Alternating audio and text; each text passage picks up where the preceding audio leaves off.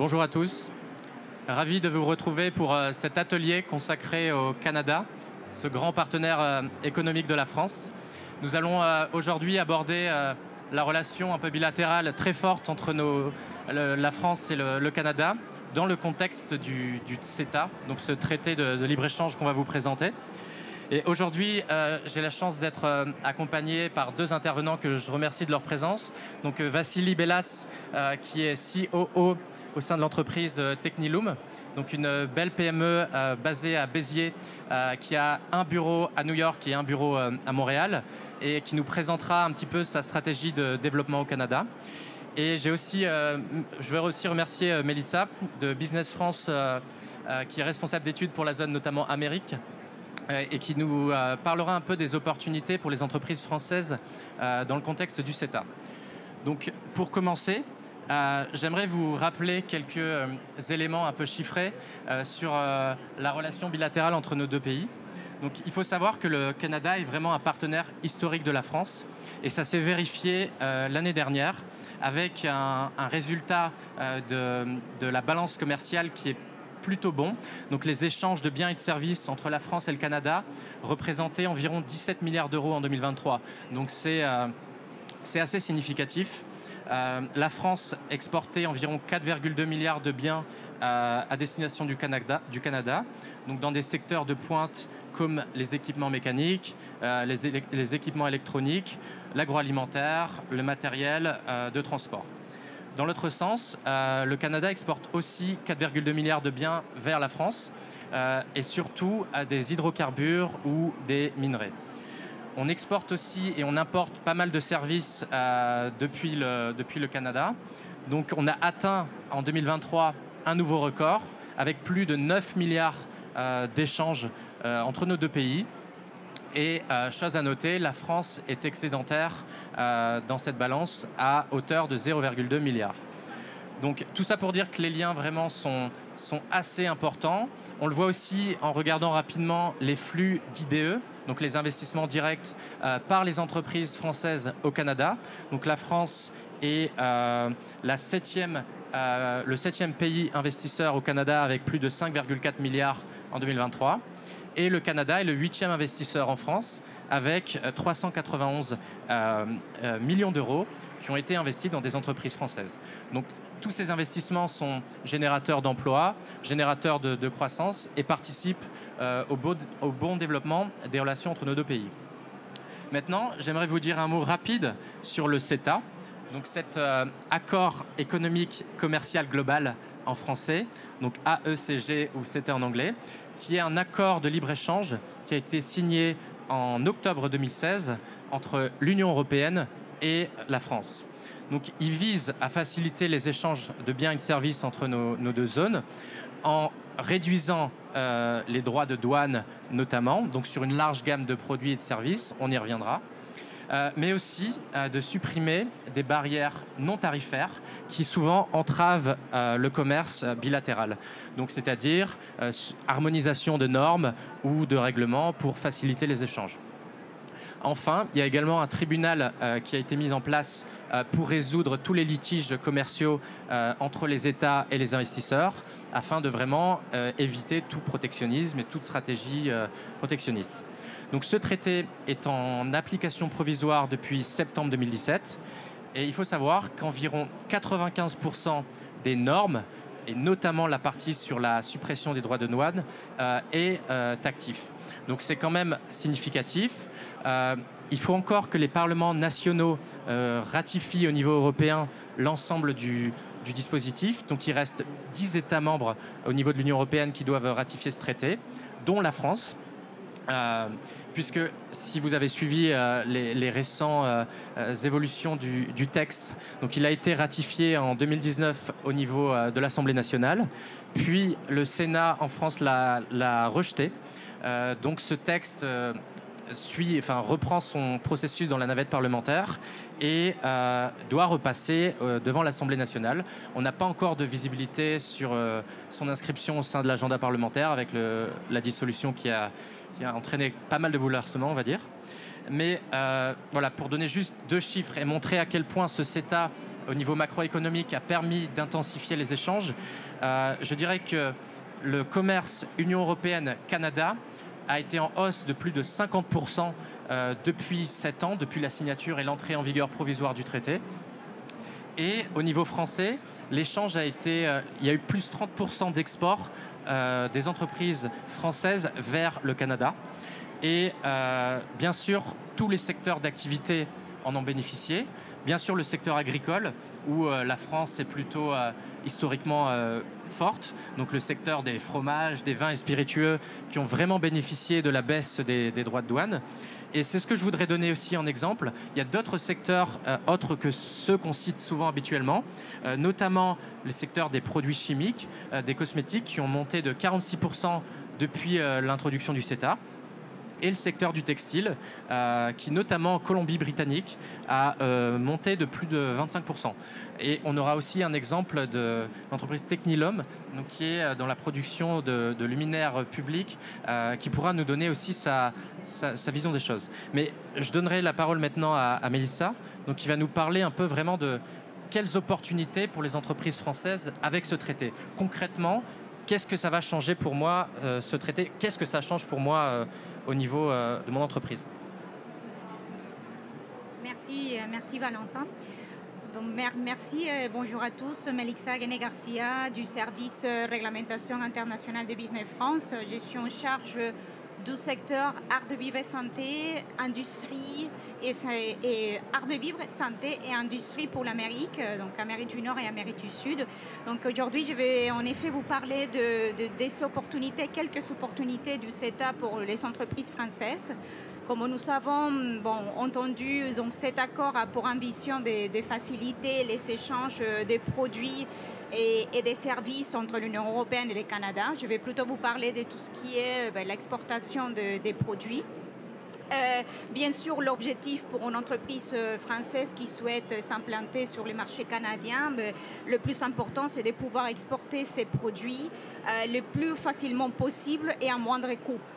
Donc, je vais vous donner quelques exemples. C'est vrai que dans le cadre de l'accord CETA, il y a l'application des tarifs préférentiels à l'exportation. Donc, c'est vrai que c'est les informations qui sont, on va dire, un peu plus connues par les entreprises françaises. Donc, il y a la suppression des obstacles tarifaires.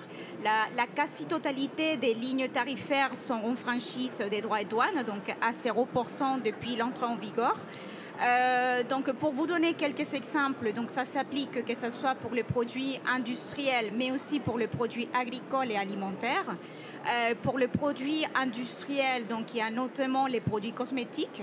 Avant l'application du CETA, les produits cosmétiques étaient soumis à des droits de douane d'environ 6,5%. Actuellement, ces droits de douane ont été supprimés. Également, il y a les secteurs des équipements électriques, dispositifs médicaux et véhicules à moteur. Donc, c'est des secteurs qui étaient soumis à des droits de douane d'environ 8 à 9%. Et actuellement, ces secteurs bénéficient des tarifs préférentiels également et d'exception des droits de douane. Et ensuite, pour vous donner un dernier exemple pour les produits industriels, les secteurs de l'habillement, textile et chaussures, qui avant l'application du CETA étaient des secteurs soumis à des droits de douane entre 16 et 18%. Et voilà, et actuellement, c'est des secteurs à 0%. C'est ce qui explique l'augmentation d'exportation qui a été soulignée par Valentin. Ensuite, pour les produits agroalimentaires et alimentaires, donc il y a aussi des exemples depuis l'application du CETA, notamment les secteurs de la confiserie, qui a passé environ 6,5% à 0% des droits de douane. Également, il y a d'autres produits comme les chocolats et les préparations à base de céréales, et notamment les secteurs viticoles également. Il y avait environ 10% en moyenne des droits de douane et actuellement, en fait, depuis l'application du CETA, ces droits de douane ont été également supprimés. À l'exception, il faut souligner en revanche qu'il y a des droits de douane à certaines lignes tarifaires qui ont été supprimés progressivement. Donc, c'est notamment les secteurs automobiles et les secteurs des navires qui ont bénéficié des périodes de 3, 5 ou 7 ans depuis l'application du CETA. Donc, ces secteurs, les droits de douane ont été supprimés de façon échelonnée, on va dire. Alors, ce qui est important à souligner aussi, c'est que pour bénéficier de ces tarifs préférentiels, les entreprises doivent respecter 2 conditions. Donc, la première condition, c'est bien sûr que les produits soient originaires de l'Union européenne ou du Canada, en fonction du flou. Et ensuite, l'importateur doit présenter une preuve d'origine.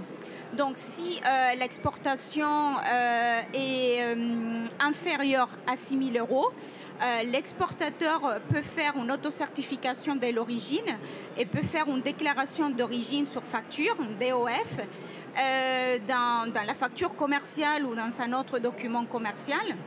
Et si c'est une exportation de plus de 6 000 €, il est nécessaire d'avoir les statuts d'exportateur enregistrés. Attention, ce n'est pas la même chose que les statuts d'exportateur agréés. Et donc, les entreprises peuvent faire ces démarches pour obtenir leur statut auprès de la douane en France. Ça pour ce qui concerne la partie tarifaire, en fait, suppression des obstacles tarifaires. Ensuite, je souhaiterais vous parler des opportunités qui se présentent au niveau des obstacles non tarifaires. C'est vrai que ça, c'est une partie de l'accord qui est un peu moins connue en général. Quand on parle des accords de libre-échange, c'est la suppression des droits de douane, la thématique qui est plus importante pour les entreprises. Mais c'est important de préciser que les CETA, c'est le premier accord commercial bilatéral canadien qui a un chapitre unique distinct sur la coopération en matière de réglementation. Donc, il y a un forum des coopérations en matière de réglementation qui se réunit tous les ans depuis l'application de l'accord CETA. La dernière réunion, c'était en avril 2024. Et en général, c'est les organismes des gouvernements, que ce soit du Canada ou de l'Union européenne, qui se réunissent pour échanger sur les mesures réglementaires. Il y a également les organismes de certification ou les organismes liés à la réglementation. Et le but, c'est de réduire tous les incohérences au niveau de la réglementation et, par exemple, tout ce qui est duplication et double test, on va dire double test, double certification. Donc, par exemple, dans ces forums, on discute sur, par exemple, la possibilité qu'une norme valable en Union européenne soit reconnue au Canada également. Et un exemple qui a permis de réduire ces mesures au niveau de la réglementation, c'est notamment la suppression de la part du gouvernement canadien des nouveaux tests et de la mise en quarantaine des produits cosmétiques. Pour certains produits à faible risque, notamment pour tout ce qui est produits de protection solaire et dentifrice, par exemple. Donc, pour toutes ces parties de suppression des obstacles non tarifaires, donc il y a bien l'harmonisation des réglementations pour éviter de dupliquer, comme je viens de vous dire. Et il y a également 2 protocoles qui sont prévus dans le cadre de l'accord. Donc, il y a notamment la reconnaissance mutuelle des organismes en charge de l'évaluation de la conformité. Donc, les résultats d'évaluation de la conformité qui sont réalisés en France peuvent être reconnus également au Canada. Et ça comprend tout ce qui est, par exemple, les secteurs automobiles, mécaniques, électroniques et jouets. C'est important à savoir parce que, surtout, par exemple, les secteurs des jouets, c'est très réglementé au Canada parce que c'est un secteur qui est destiné aux enfants. Et ensuite, il y a aussi un deuxième protocole qui est prévu dans l'accord et ça concerne la reconnaissance du programme de conformité et d'application relatif à tout ce qui est bonne pratique de fabrication pour le produit pharmaceutique. Dans les mêmes, alors, sur tout ce qui est suppression des obstacles tarifaires, il y a également la reconnaissance des équivalences des mesures sanitaires et phytosanitaires. Donc, il y a une reconnaissance du système sanitaire, ce qui a permis d'exporter plus facilement aux entreprises françaises. L'inspection préalable d'établissement n'est plus nécessaire pour les entreprises françaises. Donc ça facilite forcément les échanges des produits. Et pour finaliser, la reconnaissance et protection des indications géographiques, notamment 42 dans les secteurs agroalimentaires français et les secteurs de vin et spiritueux notamment. Donc, alors, c'est très important de vérifier en amont tout ce qui est la réglementation douanière et la réglementation produit avant d'importer un produit au Canada, en termes de formalités préalables à l'importation, les documents nécessaires pour pouvoir exporter vos produits, les droits et douanes et taxes. Ces droits et douanes, vous pouvez les consulter aussi sur les sites Access to Market, qui est destiné aux entreprises européennes et françaises. Et également tout ce qui concerne la réglementation au niveau du produit, pour tout ce qui est normes applicables en termes de règles de composition, règles d'étiquetage, etc. Parce que si bien il y a l'existence de l'accord et ça facilite les échanges des produits, il faut bien aussi comprendre que ça ne signifie pas que les règlements sont exactement les mêmes. Donc, il y a quand même une réglementation locale au Canada, une réglementation fédérale et une réglementation également par État qui doit être respectée, mais que dans les cas des exportations françaises, les entreprises peuvent bénéficier de ces opportunités qui propose l'accord CETA.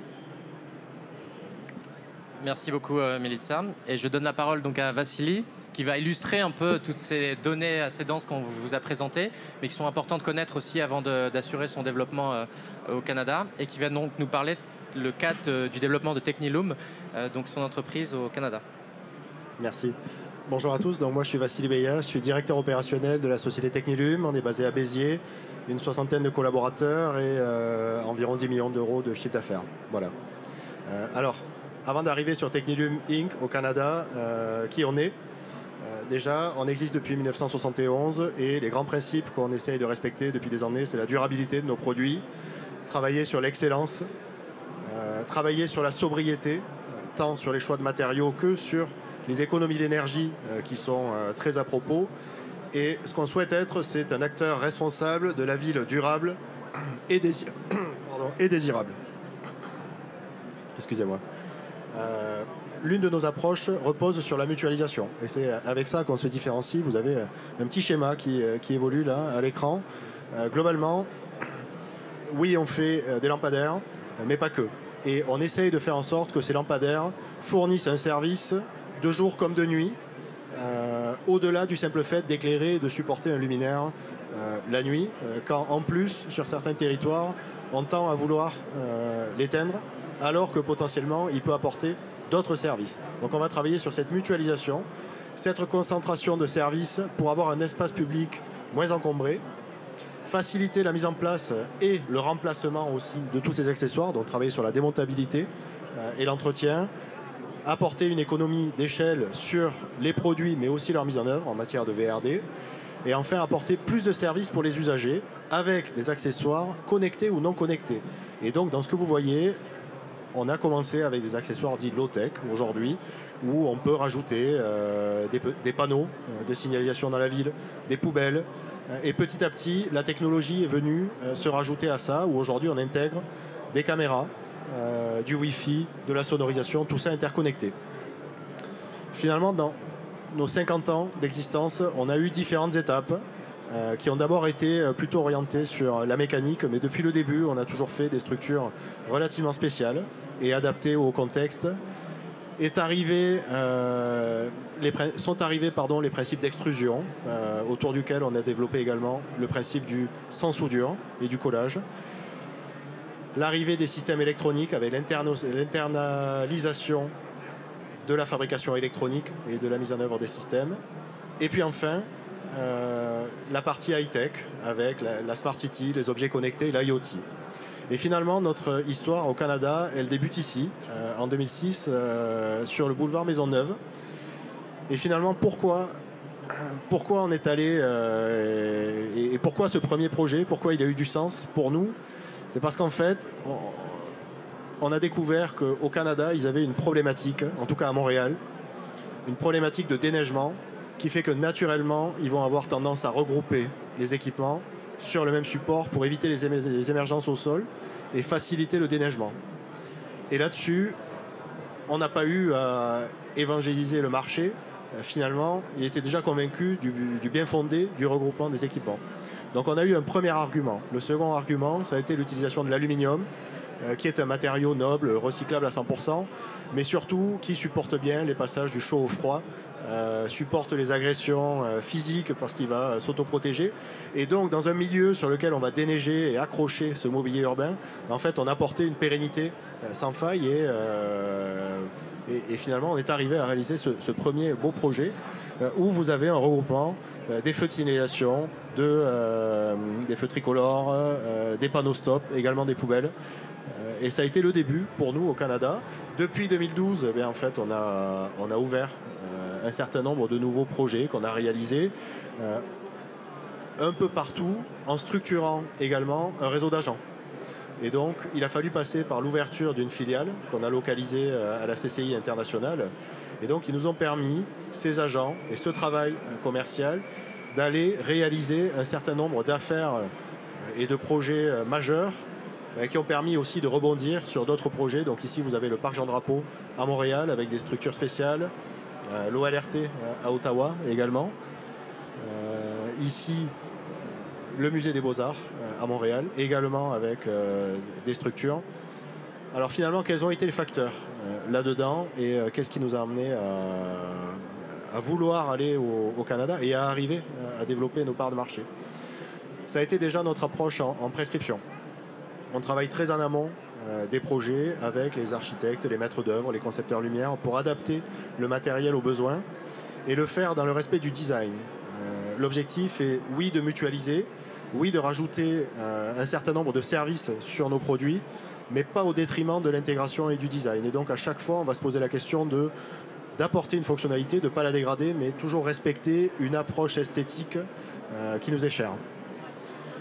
Le deuxième point, c'est l'approche haut de gamme. Donc un peu French Fab aujourd'hui, mais la French Touch avec une volonté de ne pas faire des produits tout venant et de rester quand même sur des produits bien finis. Alors haut de gamme, mais pas forcément positionnés plus cher, mais avec toujours un souci de la finition et de la pérennité. La personnalisation, aujourd'hui, notre chiffre d'affaires, c'est 80% de custom made. On est toujours en train d'apporter des modifications. On a, sur 60 personnes, on a un bureau d'études de 10 personnes qui, tous les jours, nous permet d'innover et de répondre à de nouveaux besoins qui sont formulés par nos clients.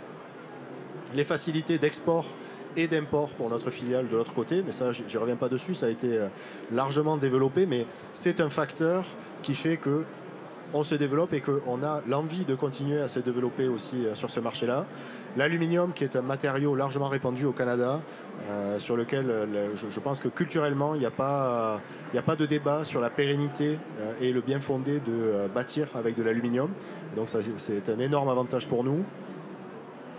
Dans les facteurs, mais qui sont là plutôt des facteurs négatifs, aujourd'hui, on gère notre activité au Canada depuis la France, et la différence de fuseau horaire est un point d'attention sur lequel on a du mal à répondre aux demandes des clients comme ils le voudraient, puisque finalement on est ouvert que sur une part de leur temps d'ouverture, et si je prends la côte ouest, c'est pire. Donc ça, c'est un facteur qu'on surveille avec attention et sur lequel on souhaite s'améliorer. La certification. Alors, vous avez parlé d'uniformisation sur la certification, je pense que c'est une très bonne chose.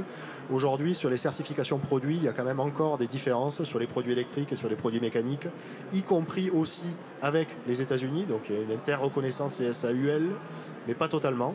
Et donc, c'est du temps à investir et ce sont des budgets annuels à accorder à la certification produit si on veut cocher toutes les cases. Avec la particularité qu'effectivement, au Canada, il peut y avoir des règles locales qui sont spécifiques à un État ou à une région. Et donc, voilà, il faut s'adapter. Et enfin, à la base, il y a la volonté d'exporter, un peu la volonté de voyager aussi, qui fait que voilà, on a cette envie de développer l'aventure au-delà de nos frontières et au-delà de la France. Voilà. Merci beaucoup à tous les deux. Vous avez vraiment eu un bel exemple de succès d'un entrepreneur français au Canada, dont le CETA justement a un peu contribué à orienter, on va dire, le choix de s'implanter dans cette région. Est-ce qu'il y a des questions dans la salle où on a encore 5 minutes? S'il y a des témoignages ou de... Oui, je vais vous passer le micro. Est-ce que tu peux te lever? Merci. J'avais une question pour vous, Vassili. Il y a un point qui m'avait interpellé dans votre présentation. C'est le fait que vous ayez choisi de vous faire domicilier à la Chambre de commerce à Montréal. Quels étaient les arguments pour vous de décider de vous implanter par rapport à la possibilité, par exemple, de travailler avec un partenaire local, un distributeur ou autre? Est-ce que vous avez un retour d'expérience sur le fait que ce soit une chambre de commerce plutôt que, je ne sais pas, un consultant en développement des affaires qui parfois propose des systèmes d'hébergement ou d'autres méthodes encore? Et puis ma question n'est pas tout à fait anodine puisque je travaille à l'ambassade du Canada au service économique.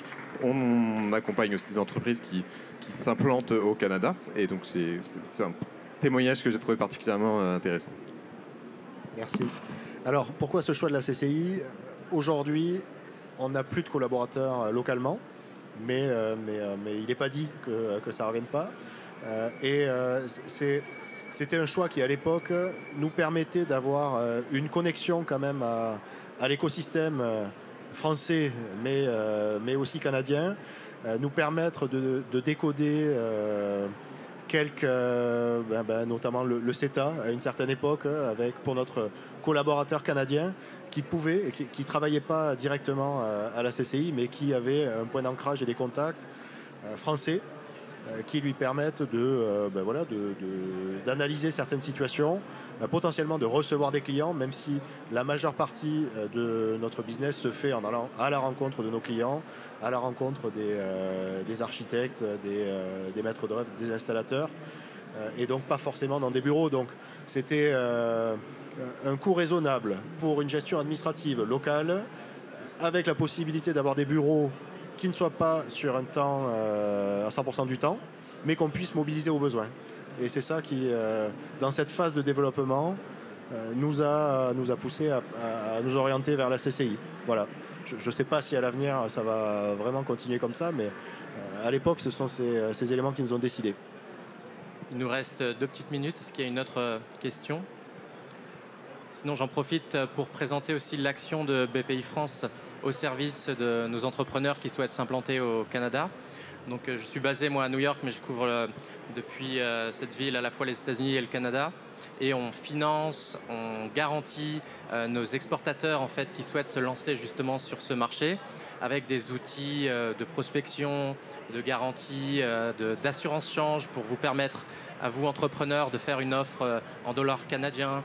On fait des garanties pour toutes les injections de fonds que vous faites dans vos filiales sur place. Donc c'est vrai que côté BPI, on est plutôt armé pour vous aider à attaquer ce marché. On a aussi Business France qui propose pas mal d'opérations individuelles, de prospection, de recherche de clients. Tous les deux, avec les chambres de commerce, avec les conseillers du commerce extérieur, donc dans ce qu'on appelle la Team France Export, on est vraiment au service de vos projets, donc n'hésitez pas à prendre contact avec nous. Et peut-être aussi, j'en profiterai pour mentionner un peu le CETA. Peut-être Vassili, une dernière question sur l'avenir. Finalement, c'est vrai que c'est un peu incertain ce qui va devenir de ce traité, mais comment vous voyez les choses? Est-ce que, peut-être en 1 minute, comment ça va impacter votre choix de poursuivre vos activités au Canada, cette incertitude juridique au niveau du CETA, donc le fait qu'il ne soit pas encore ratifié par 10 États membres de l'Union européenne? Alors, effectivement, cette non-ratification, elle vient rajouter un peu de risque et on en tient compte dans notre stratégie.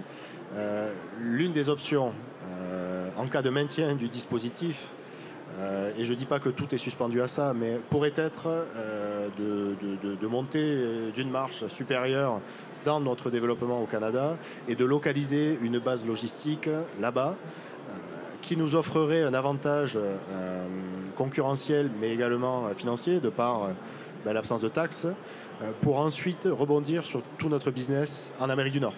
Aujourd'hui, pour entrer aux États-Unis, forcément, il y a des droits de douane qui s'appliquent, qui sont aux alentours de 6%, qui ne sont pas au Canada et qui jouent clairement sur notre compétitivité, ce qui permettrait de renforcer et d'uniformiser notre logistique plutôt au travers du Canada pour ensuite rayonner sur la totalité du territoire.